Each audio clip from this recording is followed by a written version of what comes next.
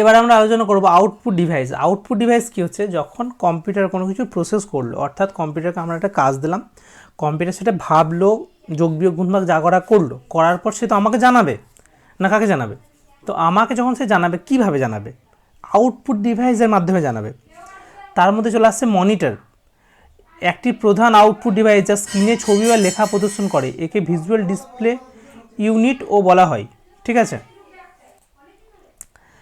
Visual display ইউনিটও বলা হয়। ঠিক আছে, এবার এর সংজ্ঞাটা কী বলছে না, কম্পিউটারে তথ্য প্রসেসিং করার পর যে যন্ত্রগুলোর মাধ্যমে আমরা ফলাফল দেখতে বা শুনতে পাই সেগুলোকে আউটপুট ডিভাইস বলা হয়। ঠিক আছে, এবার শুনতেও পাই, স্পিকার রয়েছে, আমার কম্পিউটারে যদি স্পিকার না থাকে সেক্ষেত্রে কম্পিউটারে দেখবে কোনো কিছু ভুল করলে বা এরর করলে তখন টুং টুং করে আওয়াজ হয়।